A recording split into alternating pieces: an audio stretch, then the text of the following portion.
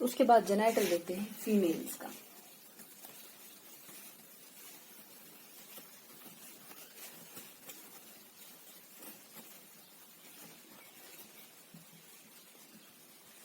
Genital in females. तो यहाँ पे हम क्या देखते हैं, फीमेल्स में हम चेक करते हैं size of the clitoris. Size of the clitoris, जो क्लिटोरिस होता है ये फीमेल रिप्रोडक्टिव का एक पार्ट है जो वाजिना में लोकेट है। तो ये यहाँ पे हम देखते हैं। सो क्लिटोरिस में हम चेक करते हैं कोई एबनॉर्मलिटी जो वाजिना में लोकेट है।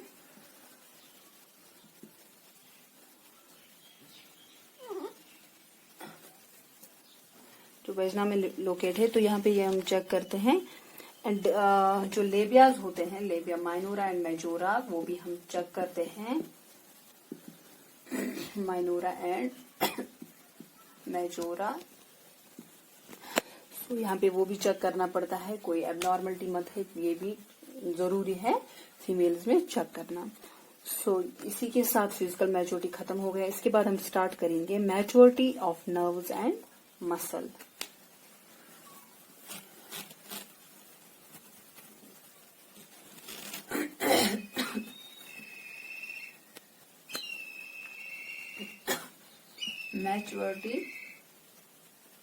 maturity of nerves and muscles.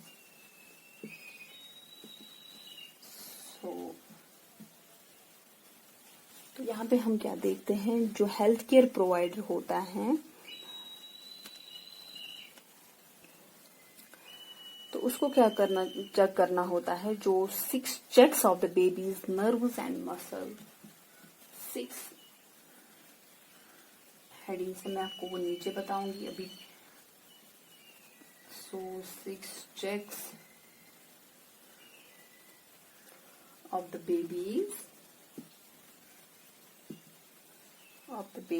Nerves and muscles. तो उसमें क्या है, फर्स्ट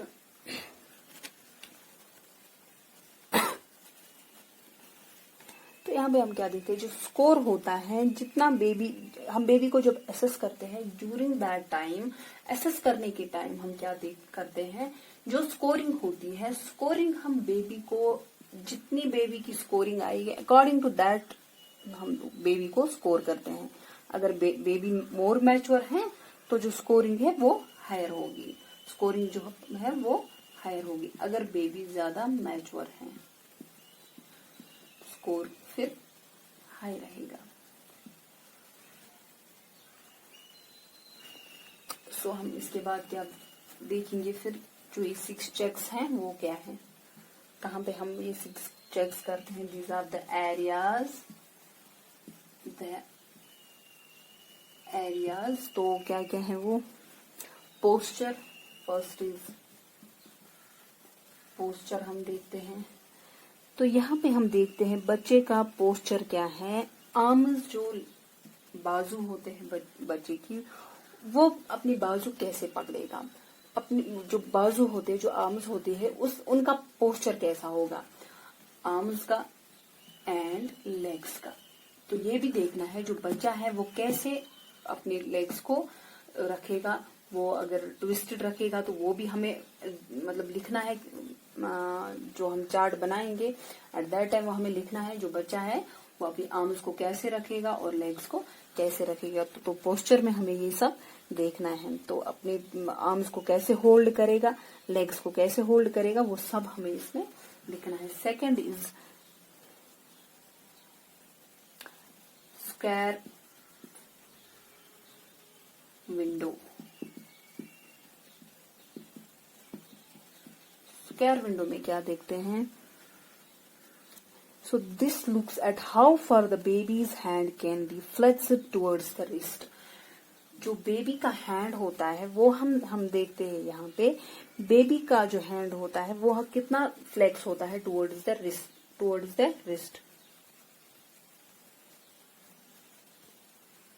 हमें इसमें फ्लेक्सिड देखना है, जो बेबी का हैंड है वो फ्लेक्सिड है। सो रिस्ट की ओर कितना फ्लेक्स है वो भी हमें यहाँ पे चेक करना है।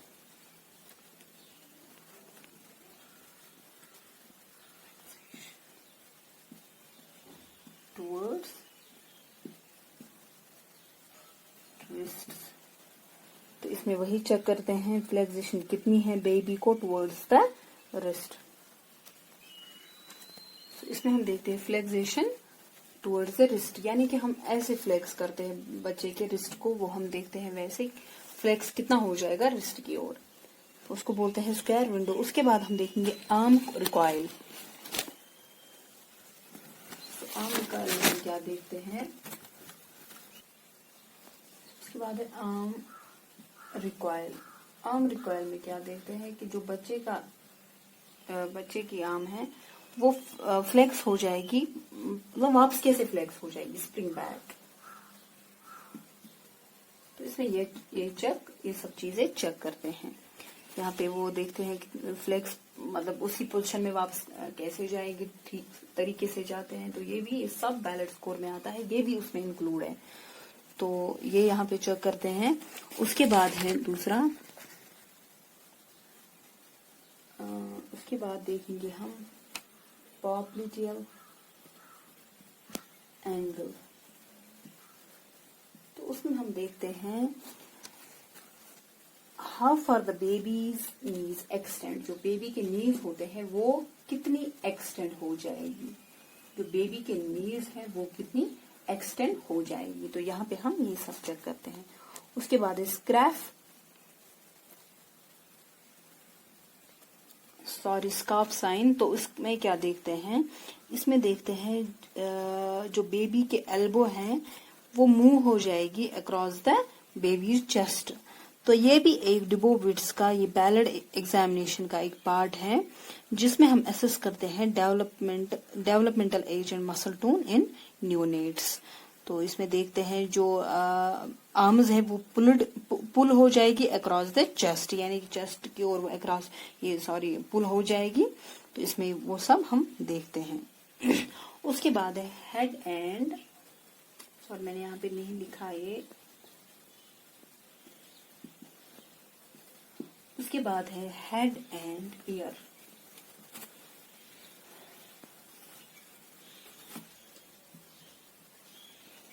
Head and ear, head and ear में क्या देखते हैं, how far the baby's feet can be moved to the ear. तो बेबी का जो फीट होते हैं वो हम ये भी एक असेसमेंट है।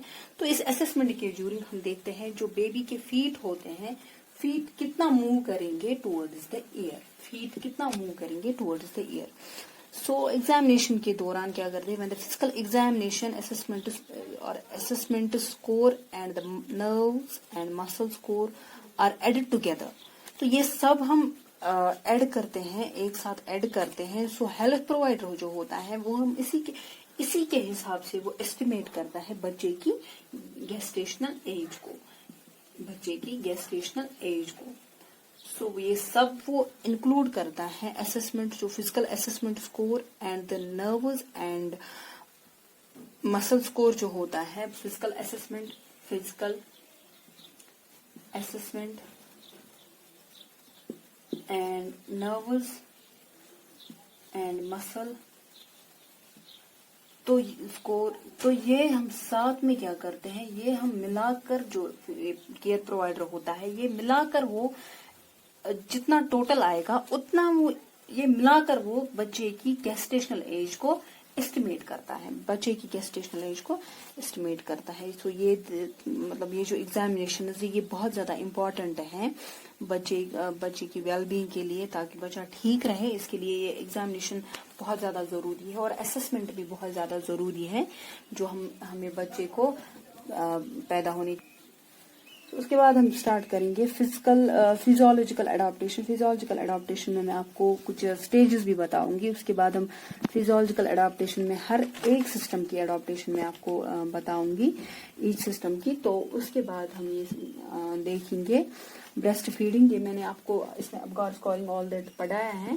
सो इंशाल्लाह हम कल करेंगे नेक्स्ट टॉपिक में स्टार्ट। तब तक के लिए अस्सलाम वालेकुम, अल्लाह हाफिज।